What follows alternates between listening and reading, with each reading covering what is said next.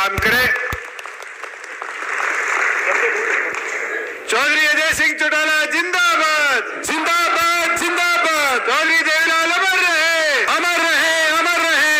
मैं आमंत्रित करूंगा सिरसा की हमारी सारी टीम को कि हालत करते हुए उनको यहां बुलाने का काम करें। एक बार जोरदार तालियां बजा करके भाई दुष्यंत सिंह चौटाला जी का जहां आभार प्रकट करेंगे। भाई तालियों की गड़गड़ाहट कम नहीं होनी चाहिए, जोरदार तालियां बजा करके। और जो साथी खड़े मैं कहूंगा वही बैठने का कष्ट करें। मैं आदरणीय डॉक्टर अजय सिंह चौटाला जी को आपके बीच में बुलाऊं नारे लगाते हुए। डॉक्टर अजय सिंह चौटाला जी जिंदाबाद, जिंदाबाद, जिंदाबाद। दोनों हाथ उठाकर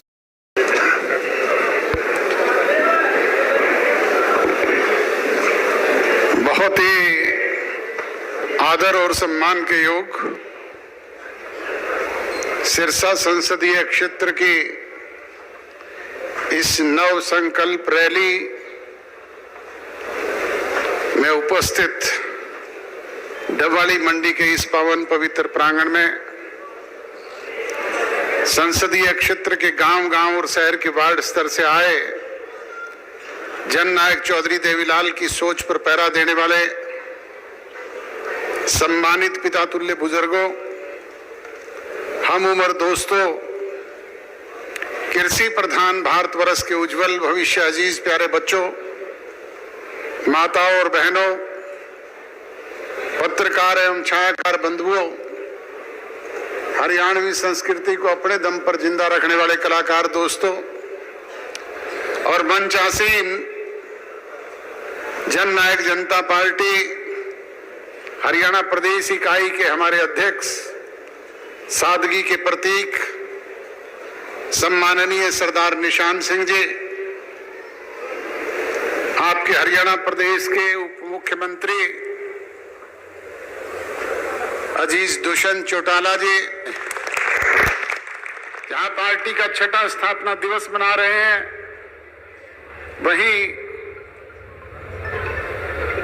सम्माननीय चौधरी देवीलाल जी और सरदार प्रकाश सिंह जी बादल की उस दोस्ती की मिसाल को भी हम यहां पे मना रहे हैं। स्वर्गीय चौधरी देवीलाल जी की डेथ के बाद पहला स्टैचू सरदार प्रकाश सिंह जी बादल ने हरियाणा पंजाब की सीमा पे देश के बड़े नेताओं को बुला करके स्थापित करने का काम किया था। और आज सरदार सुखबीर सिंह जी बादल कह रहे थे कि आज इस जगह को पूरा करने का काम आप लोगों ने किया है। सरदार प्रकाश सिंह जी डेथ के बाद देश में उनका पहला स्टैचू कहीं स्थापित हुआ है तो वो चौधरी देवीलाल जी के बराबर आपके डबवाली और किलियावाली की सीमा पर स्थापित हुआ है। ताउम्र उन्होंने कमेरे वर्ग के लोगों के लिए, गरीब किसान के लिए, मजदूर के लिए संघर्ष किया, लड़ाई लड़ी, जेलें काटी, अनेक प्रकार की तकलीफें झेली, इमरजेंसी जैसे काले कानूनों के तहत सजा भुगतने का काम किया, पर कभी अपनी बात से टस से मस नहीं हुए, कभी झुके नहीं और कभी रुके नहीं, निरंतर आगे बढ़ते रहे। आज दोनों भाइयों के वो स्टैचू बराबर स्थापित हुए हैं और आशीर्वाद देते हुए हैं। नई पीढ़ी के लोग जब वहां से गुजरेंगे तो उनसे प्रेरणा लेंगे, उनसे सीखने का काम करेंगे। और ये मंच पर बैठे हुए लोग नहीं कर सकते, ये आप और हम सब मिलकर के कर सकते हैं। इसलिए पार्टी की रीढ़ की हड्डी कार्यकर्ता होते हैं और कार्यकर्ता जिस पार्टी के मजबूत हों उसको पीछे मुड़ करके देखने की आवश्यकता नहीं होती। आज से 6 वर्ष पहले जब हमने जननायक जनता पार्टी की स्थापना की, पुरानी पार्टी के लोगों से कहा, भाई ये झंडा भी आपका, डंडा भी आपका, फंड भी आपका, पार्टी भी आपकी, चुनाव चिन्ह भी आपका, ये 20 विधायक भी आपके, बराए मेहरबानी करके आप इन्हें संभाल करके रखना। परंतु मुझे ये कहते हुए अफसोस होता है कि जिनको हमने सब कुछ सौंपा उन्होंने 9 महीने में पार्टी को धरातल से सरातल पे पहुंचाने का काम किया। 20 विधायकों से संख्या घट करके 1 पे आ गई, वोट की संख्या 23% से घट करके 1.5% पे आ गई। और दूसरी तरफ आपने 6 साल में जननायक जनता पार्टी का गठन किया था। उस दिन के बाद 9 महीने में ना केवल पार्टी को 10 विधायक चुन करके भेजने का काम किया, बल्कि 17.5% वोट भी आपके आशीर्वाद से मिले।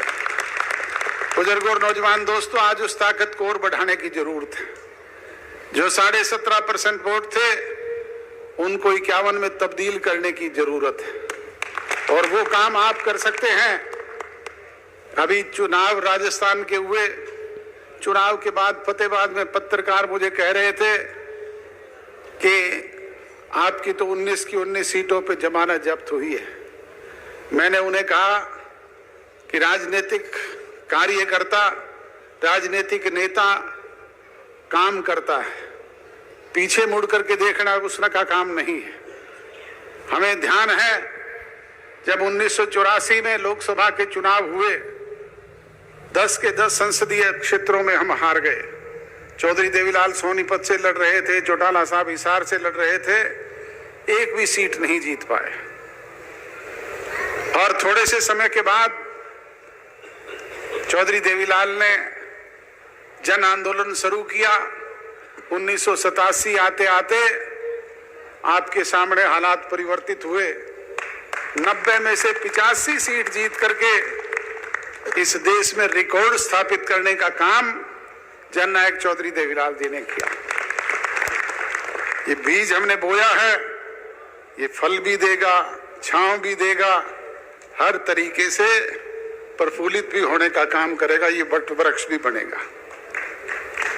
परंतु उसके लिए हम कार्यकर्ताओं को उसे सींचने की जरूरत है, उसकी पेड़ की जड़ में ड्रॉप डालने की जरूरत है। और वो तभी हो सकता है जब आप सब लोग मिल करके करें। इसके लिए पार्टी का सदस्यता अभियान चल रहा है। 20 तारीख तक घर घर जाएं, पार्टी के सदस्य बनाएं, लोगों के बीच में पार्टी के नीति, कार्यक्रम और प्रोग्राम लेकर के जाएं। कुछ लोगों को शिकायत हो सकती है कि इस समय में हमारे काम नहीं हुए। उसके कारण है, एक तो आप पूर्ण बहुमत में नहीं, आप सरकार में 20% के हिस्सेदार हैं। और दूसरा, जैसे ही सत्ता परिवर्तन हुआ, कोरोना जैसी विश्वव्यापी महामारी आ गई, कभी पहला फेज, कभी दूसरा फेज, कभी तीसरा फेज, निरंतर 2 साल तो इसी में गुजर गए। और फिर किसान आंदोलन चल पड़ा। उसकी भी मार अगर सबसे ज्यादा किसी पे पड़ी तो वो आप पर पड़ी। कानून बनाए केंद्र की सरकार ने, लागू करवाने का काम किया सांसदों ने। ना हमारा कोई सांसद था, ना केंद्रीय सरकार में भागीदारी। परंतु किसान नेता जो भाई टोल प्लाजाओं पे बैठे हुए धरना देते थे, वो एक ही मांग करते थे कि दुष्यंत चौटाला इस्तीफा दे दे, सरकार से अलग हो जाए। मैंने अनेक बार सार्वजनिक मंचों से कहा, मीडिया के समक्ष भी कहा कि इस्तीफा किसी बात का समाधान नहीं होता। इस्तीफा अगर समाधान है तो एक दुष्यंत चौटाला का नहीं, 10 के 10 विधायकों के मुझसे ले जाओ और समाधान करवा लो। इस्तीफा तो हरसिमरत कौर बादल जी ने दिया था केंद्रीय मंत्रिमंडल से। इस्तीफा तो मेरे भाई अजीज अभय सिंह चौटाला ने भी दिया था विधायकी से। कोई हल हुआ क्या?